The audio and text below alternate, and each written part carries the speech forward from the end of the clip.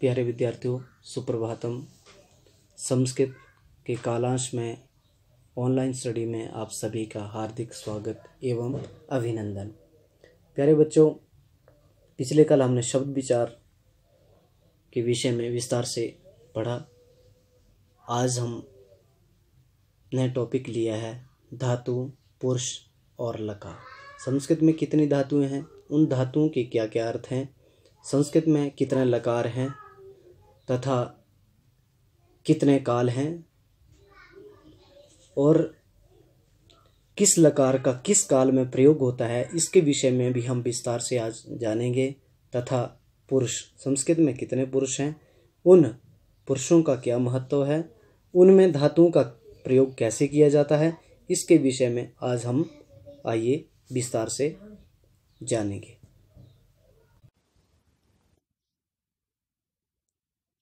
प्रिय विद्यार्थियों, संस्कृत की इस कक्षा में आपका स्वागत है। पिछली कक्षाओं में हमने वर्णों के बारे में और शब्दों के बारे में अध्ययन किया।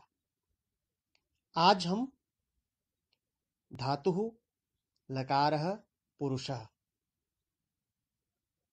इनके बारे में जानेंगे।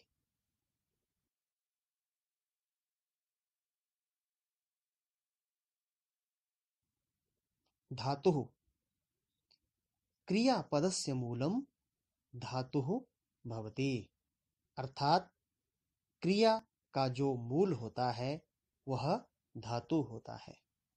क्रिया जैसे पढ़ता है, पठति, लिखता है, लिखति, जाता है, गच्छति, ये सब क्रियाएं होती हैं। संस्कृत में इन क्रियाओं का जो मूल होता है उसे धातु कहते हैं। जैसे पठति, इस क्रिया का मूल पठ धातु है। लिखति, इस क्रिया का मूल लिख धातु है। इसी प्रकार संसार में जितनी भी क्रियाएं होती हैं उन सब का जो मूल होता है वह धातु है। पढ़ना, लिखना, जाना, हंसना, खाना, चलना, खेलना, करना, ये सब क्रियाएं हैं। जिस प्रकार चित्र के माध्यम से यहाँ पर हम देख रहे हैं, पढ़ता है, ये क्रिया है। संस्कृत में पठति और इसकी मूल धातु है पठ। लिखता है, लिखति, मूल है लिख। जाता है, गच्छति, मूल धातु है गम। गम को किसी किसी लकार में गच्छ आदेश हो जाता है। हंसता है, हसति, मूल धातु है हस। खाता है, खादति, मूल धातु है खाद। चलता है, चलति, मूल धातु है चल। खेलता है, खेलति, मूल धातु है खेल। करता है, करोति, मूल धातु है क्रि। विद्यार्थियों, संस्कृत साहित्य में अनेक प्रकार की क्रियाओं के संबंध में अनेक प्रकार की धातुओं का प्रयोग होता है। सामान्य रूप से व्यवहार में हम जिन धातुओं का प्रयोग करते हैं उनमें से कुछ धातुओं के बारे में और उनके अर्थ के बारे में हम यहाँ जानेंगे। धातु पठ, जिसका अर्थ है पढ़ना, ये पढ़ने के अर्थ में आती है। धातु है पिब, इसका अर्थ है पीना, ये पीने के अर्थ में आती है। धातु है दृश्य, जिसको पश्य आदेश हो जाता है और इसका अर्थ है देखना। धातु है क्रि, इसका अर्थ है करना, ये कार्य करने के अर्थ में आती है। धातु है नृत्य, इसका अर्थ है नाचना, नाचने के अर्थ में नृत्य धातु का प्रयोग होता है। धातु है भू, जिसको भव आदेश हो जाता है और ये होने के अर्थ में आती है। धातु है अस, अस धातु भी होने के अर्थ में आती है। उसके बाद है धातु नम। नम का अर्थ है नमस्कार करना, नमन करना। धातु है गम। गम धातु जाने के लिए प्रयुक्त होती है। धातु है लिख। लिख धातु लिखने के अर्थ में आती है। धातु है धाव। ये दौड़ने के अर्थ में आती है। खेल। खेल धातु खेलने के अर्थ में आती है।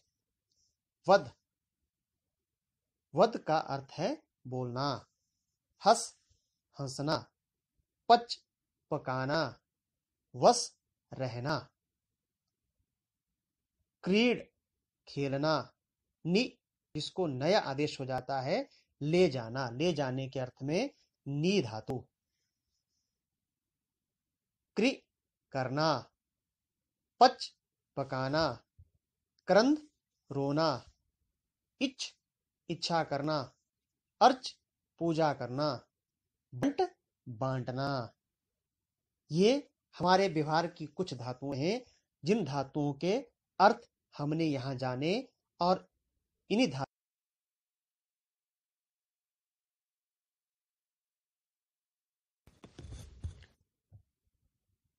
विद्यार्थियों, धातुओं का जो प्रयोग होता है वो भिन्न भिन्न लकारों में होता है। तो हम लकारों के बारे में अब जानेंगे। क्रियापदस्य कालभेदेन विवक्षा भेदेन च धातुरूपे यह परिवर्तनं करोति सः लकारः भवति। अर्थात भूतकाल, वर्तमान काल व भविष्य काल और बोलने की इच्छा, जैसे कि आज्ञा, प्रार्थना आदि, इसके कारण क्रिया के धातु रूप में जो परिवर्तन होता है उसका कारण लकार होता है। भेदाः लकाराः 10 भवन्ति। अर्थात लकार 10 होते हैं। संस्कृत साहित्य में 10 लकारों का प्रयोग होता है, जिनमें लट लकार।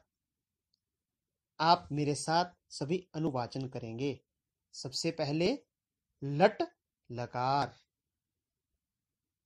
दूसरा लंग लकार, तीसरा लिट लकार, चौथा लिंग लकार, पांचवा लुट लकार, छठा लुंग लकार, सातवां लरिट लकार, आठवां लरिंग लकार, नववां लेट लकार और 10वां और अंतिम लोट लकार। इन 10 लकारों का प्रयोग संस्कृत साहित्य में होता है। इन 10 लकारों में से मुख्य रूप से लट लकार, लरिट लकार, लंग लकार और लोट लकार, इन 4 लकारों का ही प्रयोग हम धातुओं में करते हैं। काल भेदेन वर्तमान काल हेतु लट लकारः। अर्थात काल के भेद से वर्तमान काल के लिए लट लकार का प्रयोग होता है। यथा जैसे पठ धातु लट लकार पठती, अर्थात पढ़ता है या पढ़ रहा है। काल के भेद से भूतकाल हेतु लंग लकारः। अर्थात भूतकाल के लिए जो घटना पहले घट गई है या घट चुकी है उसके लिए लंग लकार का प्रयोग होता है। यथा लिख जमा लंग, अलिखत अर्थात लिखा या लिखता था या लिख चुका। ऐसे ही काल के भेद से भविष्यत काल हेतु लृट लकारः। अर्थात भविष्य में होने वाली घटना के लिए लृट लकार का प्रयोग होता है। जैसे हस लृट हसिष्यति, अर्थात हंसेगा, गमिष्यति जाएगा, पठिष्यति पढ़ेगा। आज्ञा हेतु लोट लकारः। अर्थात जब किसी को कोई आज्ञा देनी है या आदेश करना है तो उसके लिए लोट लकार का प्रयोग होता है। यथा घम जमा लोट बराबर है गच्छतु जाओ, खाद जमा लोट बराबर है खादतु खाओ, पठ जमा लोट बराबर है पठतु पढ़ो। इस प्रकार काल के भेद से धातुओं के भिन्न भिन्न रूप चलते हैं। वर्तमान काल में लटलकार में धातु के रूप चलते हैं और जो समय बीत चुका है, बीते हुए समय के लिए धातु के रूप में जो है लंगलकार में जो है धातु का रूप चलता है, और जो आने वाला समय है, जो भविष्य है, उसमें प्रयोग करने के लिए विद्यार्थी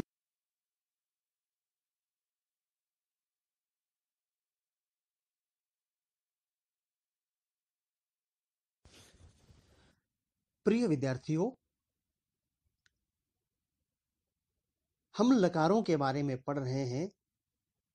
तो इन लकारों का प्रयोग संस्कृत साहित्य में उपलब्ध तीन पुरुषों में होता है और तीनों वचनों में होता है। अब हम इन पुरुषों के बारे में जानेंगे।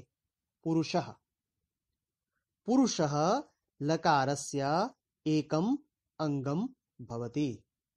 इन वाक्य निर्माणे क्रियायाः कर्तुः च व्यवस्था परिकल्पयते।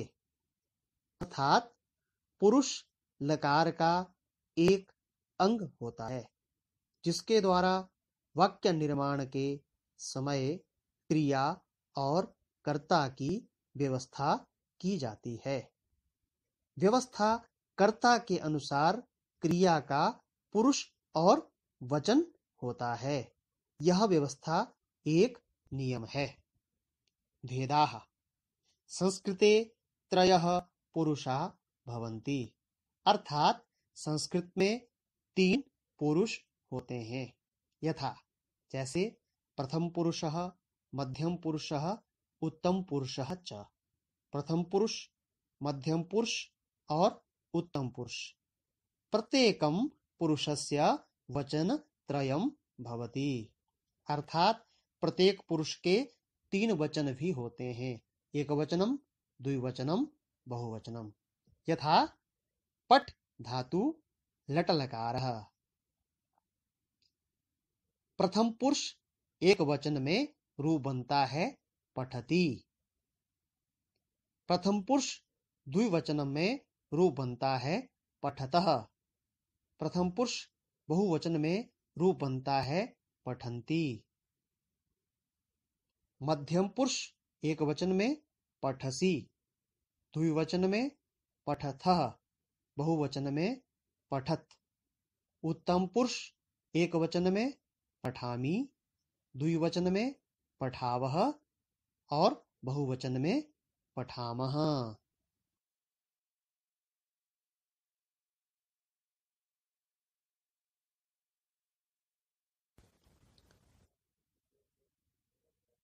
संस्कृत में तीन पुरुष हमने अभी जाने, प्रथम पुरुष, मध्यम पुरुष, उत्तम पुरुष।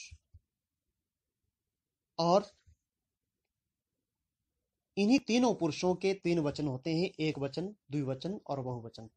कहने का तात्पर्य है कि एक धातु के एक लकार में तीनों वचनों में, तीनों पुरुषों में 9 रूप बनते हैं।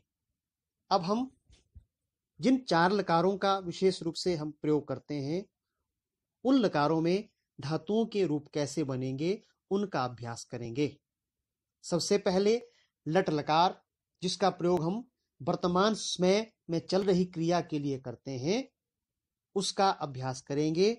पहले मैं वाचन करूंगा, उसके पश्चात साथ में आप अनुवाचन करेंगे। धातु है चल, चलना अर्थ में लट लकार। प्रथम पुरुष चलती, चलतः, चलन्ति। मध्यम पुरुष चलसि, चलथ, चलत। उत्तम पुरुष चलामि, चलावः, चलामः। धातु है खाद, खाने के अर्थ में इसका प्रयोग होता है, तो लिट लकार में इसके रूप कैसे चलेंगे? प्रथम पुरुष खादिष्यति, खादिष्यतः, खादिष्यन्ति। मध्यम पुरुष खादिष्यसि, खादिष्यथ, खादिष्यत्। उत्तम पुरुष खादिष्यामि, खादिष्यावः, खादिष्यामः। आगे धातु है वद, ये बोलने के अर्थ में आती है, और लंग लकार अर्थात जो क्रिया हो चुकी है उसमें इसका प्रयोग कैसे होता है? प्रथम पुरुष एक वचन में अवदत, द्विवचन में अवदताम, बहुवचन में अवदन। मध्यम पुरुष अवदह, द्विवचन में अवदतम, बहुवचन में अवदत। उत्तम पुरुष एक वचन में अवदम, अवदाव, अवदाम। इसी प्रकार धातु है खेल, जो खेलना अर्थ में आती है, और लोट लकार में इसका रूप जो है वो कैसे चलते हैं ये हम जानेंगे। खेल, प्रथम पुरुष खेलतु, खेलताम, खेलंतु। मध्यम पुरुष खेल, खेलतम, खेलत। उत्तम पुरुष खेलानी, खेलाव, खेलाम।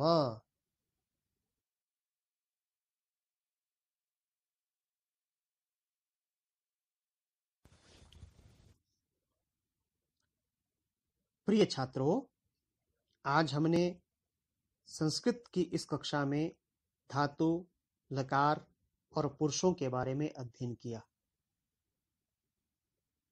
इस अध्ययन में आज आपने क्या क्या सीखा वो सब हम गृह कार्य के माध्यम से उसका मूल्यांकन करेंगे। आपको कुछ प्रश्न दिए जा रहे हैं, उन प्रश्नों को लिख करके आपने अपने शिक्षक को दिखा करके उसका मूल्यांकन करवाना है। पहला प्रश्न है धातु कः, अर्थात धातु किसे कहते हैं। दूसरा प्रश्न है लकाराः कति, अर्थात लकार कितने हैं, उन लकारों की संख्या आपने लिखनी है।